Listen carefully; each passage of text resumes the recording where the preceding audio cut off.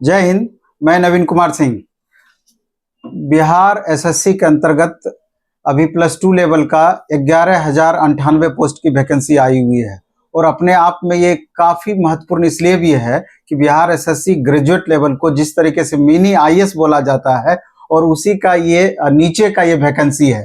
तो आज ये इंटरव्यू इसलिए भी महत्वपूर्ण होने वाला है। आज मेरे साथ है दीपक, और दीपक पिछले लगभग 1.25 साल से राजस्व कर्मचारी के पोस्ट पर कार्यरत है और 2014 में जो इसके पहले वैकेंसी आई थी उसी के थ्रू इसका फाइनल सिलेक्शन हुआ। तो इससे हम बहुत सारी बातें आज जानना हम चाहेंगे, जो कि निश्चित रूप से इस बार जो भी स्टूडेंट फॉर्म भरेंगे या जो भी स्टूडेंट तैयारी करने के मोड में होंगे उनके लिए बेहद फायदा पहुंचाने वाला हो सकता है। इसमें आप समझ लीजिए कि पोस्ट का किस पोस्ट का क्या महत्ता है, इसके अलावा एनसीएल, जाति प्रमाण पत्र, इसके अलावा फिर जैसे और भी सर्टिफिकेट, इसमें कंप्यूटर से रिलेटेड सर्टिफिकेट, टाइपिंग से रिलेटेड सर्टिफिकेट, तैयारी से संबंधित, कट ऑफ से संबंधित बहुत बातों पर डिस्कशन होगा।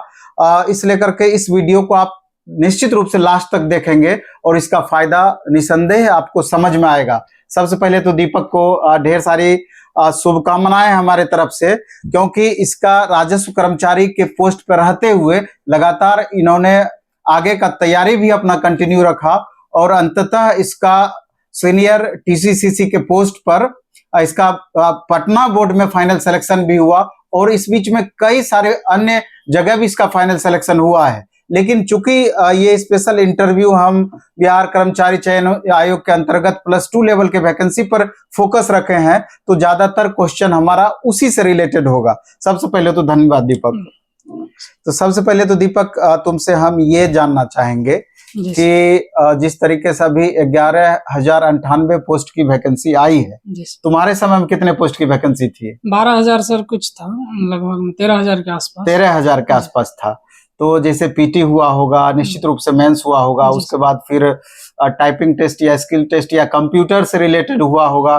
तो हम पहले ये जानना चाहेंगे कि इसमें हम देख रहे हैं कि ओवरऑल इस बार जो वैकेंसी निकली हुई है टोटल 22 तरह का पोस्ट है और 22 तरह का पोस्ट में सबसे ज्यादा वैकेंसी 2 ही पोस्ट का है, राजस्व कर्मचारी का और पंचायत सचिव का। लेकिन इसके अलावे भी बिहार सरकार के अलग अलग विभाग के अंतर्गत लोअर डिविजनल क्लर्क का वैकेंसी आया हुआ है।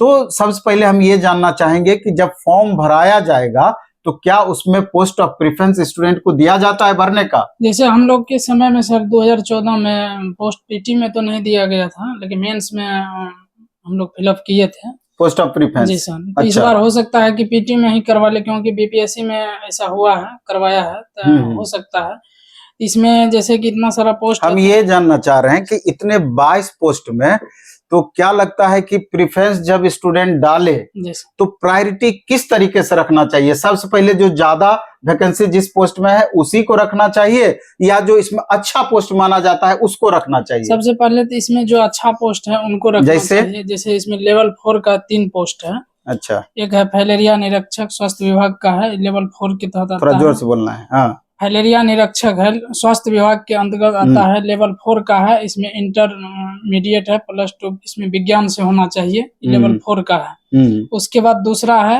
11 नंबर पे सहायक अनुदेशक टंकन है, मंत्रिमंडल सचिवालय, राजभाषा विभाग में इनको रखा जाएगा, लेवल 4 का है। ये भी इंटरमीडिएट है, हिंदी और अंग्रेजी इसमें टाइपिंग चाहिए।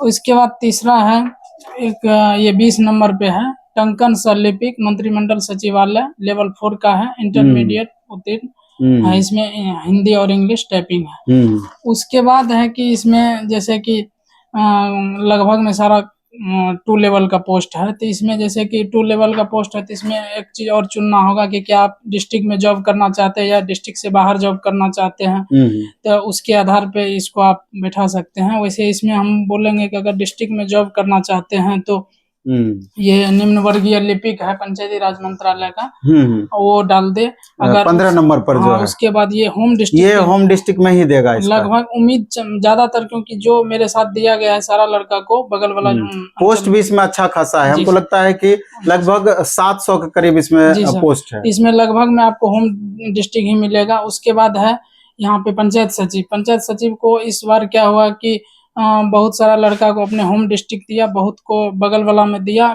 कम ही लड़का को ज्यादा दूर दिया है। लेकिन राजस्व कर्मचारी में ऐसा हुआ है कि मैक्सिमम लड़का को दूर दिया गया है। और हम ये क्वेश्चन अभी रोकना चाहेंगे बीच में कि जो सबसे ज्यादा अट्रैक्शन स्टूडेंट के बीच बना हुआ है यही दो पोस्ट को लेकर के कि पंचायत सचिव और राजस्व कर्मचारी, तो दोनों में बेहतर किसको माना जाए और इसका आधार क्या होगा बेहतर मानने का? जैसे बेहतर मानने का पहले आधार आप लोग समझ लीजिए। बेहतर मानने का जैसे पंचायत सचिव में है कि आपको मुखिया के अंडर में रह करके आपको काम करना होगा। राजस्व कर्मचारी है, इसमें आपको मुखिया से या राजनीतिक दबाव से आप स्वतंत्र रहिएगा, आपके हाथ में पावर बहुत ज्यादा रहेगा। लेकिन यह है कि राजस्व कर्मचारी को अपने होम जिला से दूर रहना पड़ेगा। अगर होम जिला से आप दूर पसंद करते हैं तो इसके लिए राजस्व कर्मचारी सबसे बेस्ट पोस्ट है, क्योंकि प्रायोरिटी में इसको ऊपर रखना होगा, ये रखना चाहिए, क्योंकि इसमें पावर बहुत ज्यादा है, रिस्पेक्ट आपको मिलेगा और वैकेंसी भी अच्छा खासा है। उसके बाद आप पंचायत सचिव को रखिएगा, अच्छा रहेगा। इसमें पंचायत सचिव में देख रहे हैं कि कंप्यूटर का भी नॉलेज होना चाहिए, प्लस टाइपिंग का भी, कंप्यूटर पर टंकन तथा इसमें जैसे सर है कि नॉलेज तो चाहिए। एग्जाम होगा, एग्जाम जैसे इस बार ही लेता 2014 वाला का ही लेता, लेकिन नहीं लिया, लेकिन इसमें लेगा। ज्यादातर चांस है कि आप लोग का एक एग्जाम होगा विभागीय स्तर पे, वो और पास करना अनिवार्य होगा। इसलिए आप लोग कंप्यूटर पर अभी से भी ध्यान दीजिएगा तो कर लीजिएगा। अच्छा, हम ये जानना चाहते हैं कि जो बहुत सारे छात्र क्या होता है कि कहीं कहीं से कंप्यूटर का सर्टिफिकेट बनाते हैं और टाइपिंग का सर्टिफिकेट बनाते हैं, तो कंप्यूटर का सर्टिफिकेट जनरली कितने दिन का होना चाहिए और कब तक का होना चाहिए, और टाइपिंग का सर्टिफिकेट कब तक का होना चाहिए? जैसे सर कंप्यूटर का सर्टिफिकेट अगर आप 1 साल वाला ले लेते हैं तो आपके लिए अच्छा। 1 साल वाला में जनरली HDCA वगैरह होता है। 1 साल वाला है तो आपके लिए बहुत अच्छा है। अगर नहीं कोई 6 महीना वाला भी करके रखे हैं तो भी चलेगा। टाइपिंग का भी सर्टिफिकेट आप लोग से वहां सबमिट करवाएं। कब तक का सर्टिफिकेट बना हुआ होना चाहिए? आप लोग कोशिश इसमें होना तो चाहिए कि जब नोटिफिकेशन आया उससे पहले का ही आपके पास है तो और बेटर है। लेकिन अगर नहीं है तो आप कोशिश कीजिए कि जब इसका फॉर्म भरने का लास्ट डेट है उससे पहले का आप लोग के पास होना चाहिए। इस बात पर एकदम आपको गौर करना चाहिए कि जब फॉर्म भरने का लास्ट डेट हो उससे पहले का सर्टिफिकेट आपका बना होना चाहिए, वही आपका अंतिम रूप से मान्य होगा, नहीं तो आगे चल करके दिक्कत हो सकती है। एक दिक्कत और हमेशा होता है, NCL को लेकर के बिहार गवर्नमेंट हमेशा से सख्त रुख अपनाती है, हमेशा से, खास करके बिहार कर्मचारी चयन आयोग हम पिछली बार देखे हैं, इसको लेकर के बहुत परेशानी हुई है। तो जो स्टूडेंट NCL है, जाति प्रमाण पत्र है, ये कब तक का होना चाहिए, ये बात क्लियर करना जरूरी है, क्योंकि बहुत सारे छात्र बोलते हैं कि सर हम पहले बना चुके हैं, वो मेरा काम करेगा कि नहीं करेगा। तो एक्चुअल में कितने दिन का अंदर का होना चाहिए? है कि आप फॉर्म भरने का जो लास्ट डेट है उससे पहले का होना चाहिए। अगर कोई किन्हीं स्टूडेंट के पास जैसे 1 साल पुराना है फॉर्म जब नोटिफिकेशन आया, तो उस स्थिति में आपसे क्या है कि काउंसलिंग के टाइम में आपसे एक शपथ पत्र भरवाएगा, वो भरवा के वो साथ में अटैच करवा लेगा। लेकिन अभी समय है, आप लोग कोशिश कीजिए कि अभी बनवा ले, अच्छा रहेगा आप लोग। जाति वाले मामले में जैसे जो लेडीज विवाहित है उनके लिए फादर के यहाँ से जाति और NCL अभी खोज रहा है, वहीं से चाहिए, बना लीजिए, वो बेटर रहेगा। अच्छा, इसमें फर्जी सर्टिफिकेट वगैरह भी बनता है जी। तो निश्चित रूप से सर्टिफिकेट का जांच इस तरीके से होता है, जैसा हम समझ पा रहे हैं कि नेट पर उसको देखता है क्या? जैसे सर हम लोग का था तो हम लोग का बना हुआ था तो हम लोग का नेट पे दिखा रहा, जैसे जहाँ से लिए थे, जिस क्या कहते हैं, जिस इंस्टीट्यूट से, उसके वेबसाइट पे जाके हम लोग अपना रजिस्ट्रेशन नंबर डाल के चेक किया, हम लोग का सारा डिटेल दिखा रहा था। तो आप लोग ऐसे फर्जरी से थोड़ा सा बचिएगा, जहां आपको विश्वसनीय है, जो मतलब बहुत सारा है कि दुकान खोल करके आप लोग को सर्टिफिकेट बांट दिया कहीं बना करके, फिर बाद में 6 महीना के बाद पता चला कि दुकान ही गायब है। ऐसे जगह से मत लीजिए, जहाँ जो अस्थाई संस्था है वहां से आप लोग कांटेक्ट कीजिए, वहीं से आप लोग। अब हम बातों पर आते हैं कि जैसे अभी फॉर्म भरेंगे तो निश्चित रूप से 4 से 5 महीने का समय तो कम से कम मेरे ख्याल से मिलेगा, 4 से 5 महीने का तैयारी करने के लिए।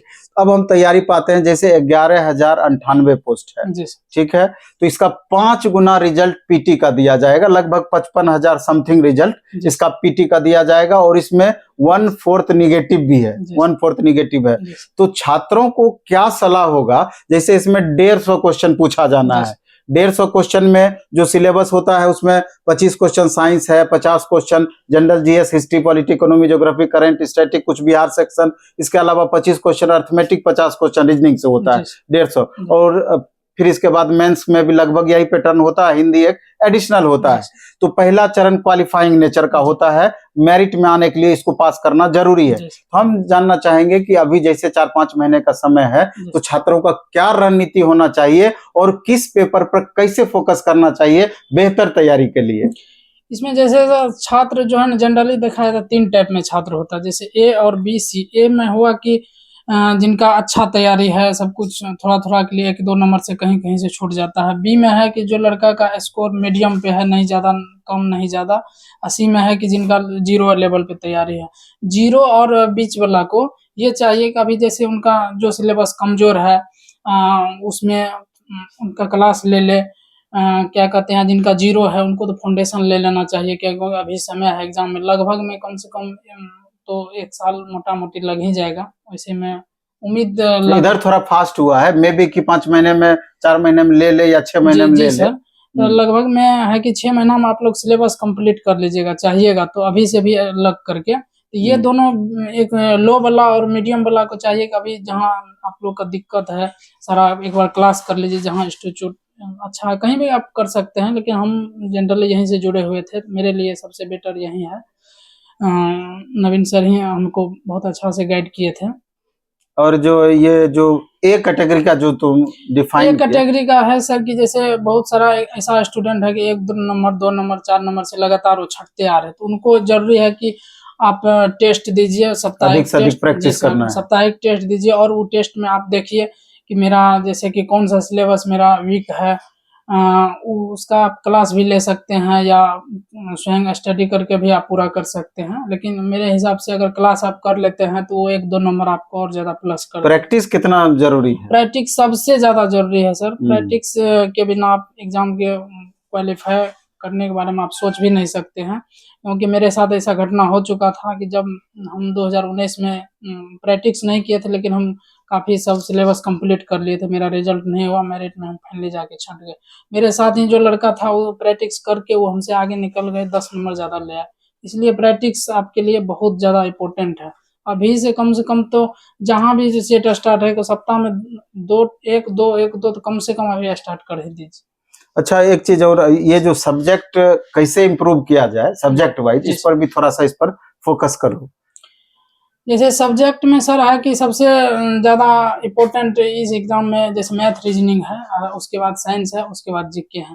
मैथ रीजनिंग आपको ऐसा सब्जेक्ट है कि 100% आप उसमें कर सकते हैं। फिर साइंस है कि साइंस में भी आप 100 नहीं तो 90% तक आप चाहिएगा तो कर लीजिएगा। लेकिन जीके है कि उसमें थोड़ा सा फेरबदल होते रहता है, तो उसमें आप उतना ज़्यादा नहीं कर सकते, तो उसको आप बाद में रखिएगा। लेकिन ये 3 सब्जेक्ट को आप मैथ रीजनिंग कैसे बेहतर करें?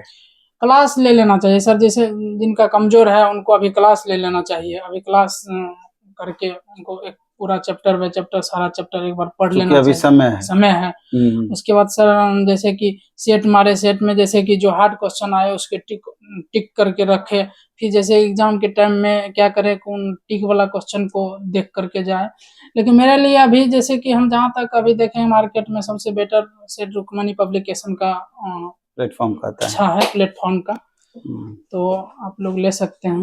वैसे आपको जहाँ सुविधा हो आप मोटा मोटी और 1-2 क्वेश्चन हम इससे पूछना चाहेंगे कि जिस समय तुम एग्जाम दे रहा था तो उस समय कितना स्कोर किया था, कट ऑफ उस समय कितना गया? क्योंकि हो सकता है कि हाल के दिनों में जिस तरीके से क्वेश्चन का लेवल में लगातार बदलाव किया जा रहा है, तो हो सकता है कि 2014 के एग्जाम में जो क्वेश्चन पूछा गया था मे बी कि उससे लेवल थोड़ा सा बढ़ा करके दे। और स्टूडेंट का रस भी तो लगातार बढ़ते जा रही है, कंपटीशन लेवल लगातार बढ़ते जा रहा है, तो अपने लेवल को भी आप लोगों को लगातार बढ़ा के रखना चाहिए। तो हम समझेंगे कि उस समय कितना स्कोर किया था जिससे रिजल्ट हुआ था। सर हम पीटी में हम 127 क्वेश्चन अटेम्प्ट किए थे, तो उसमें जैसे कि मेरा उस टाइम तो जैसे परसेंटेज पे कट ऑफ दिया था 99 पॉइंट कुछ गया था जनरल का। तो मेरा जैसे 127 में हमको लगा कि 5 से 7 या 10 क्वेश्चन मेरा गलत, उससे ज़्यादा नहीं होता। मेरा जैसे कि हम जनरल से मेरा पीटी भी क्वालिफाई था, पीटी में। मेंस में है कि हम 141 क्वेश्चन अटेम्प्ट लिए थे, तो उसमें मेरा काट पीट करके हमको 113.5 नंबर आया था। तो उसमें मेरा जनरल से हम क्वालिफाई किए थे, मेरा 2198 रैंक था। अच्छा, एक बात और, जैसे कि अभी चर्चा हुई है अटेम्प्ट पर, जैसे तो चूंकि 1/4 जैसे निगेटिव है, तो दो तरह के स्टूडेंट होते हैं, एक जो एकदम एग्जैक्ट अटेम्प्ट लेते हैं और एक जो मैक्सिमम हमेशा अटेम्प्ट लेते हैं। क्योंकि ऐसा मानना रहता है, और मेरा भी थोड़ा सा विचार रहता है कि मैक्सिमम अटेम्प्ट के पक्षधर हम भी शुरू से रहे हैं कि 4 गलत होगा तो 1 मार्क्स हमारा कट जाएगा, अगर 1 भी सही हो गया तो बराबर हो जाएगा, 2 सही हो गया तो प्लस चला जाएगा। तो इसमें कहाँ तक है कि अटेम्प्ट कितना लेना चाहिए? अटेम्प्ट जो है ना सर, इसमें भी कई तरह के स्टूडेंट, 2-3 तरह के स्टूडेंट होते हैं। कई है कि मतलब वो आते हैं कि बस पूजा पाठ करके आते हैं, सब ठोक देते हैं। बहुत सारा स्टूडेंट है कि सर पढ़ के आते हैं, एग्जैक्ट मारते हैं, 2-4 क्वेश्चन गलत तुलत मारते हैं। बहुत सारा ऐसा स्टूडेंट है कि सर उनका जैसे कि वो अच्छा अटेम्प्ट भी लेते हैं, अच्छा सही भी कर लेते हैं। तो जैसे हम लोग है कि मेरा मानना है कि अटेम्प्ट ज्यादा ही लेना चाहिए, क्योंकि हो सकता है जैसे कोई भी स्टूडेंट हो तो 100% श्योर नहीं रहता है कि यही आंसर सही होगा, लेकिन एक अनुभव करके अगर मारते हैं तो उसमें सही निकल जाता है। जैसे मेरे साथ ऐसा हुआ है, क्योंकि हम कई एग्जाम में जैसे 10-12 क्वेश्चन पे हम रिस्क लेके मारे, तो उसमें 8-9 क्वेश्चन मेरा सही हो गया।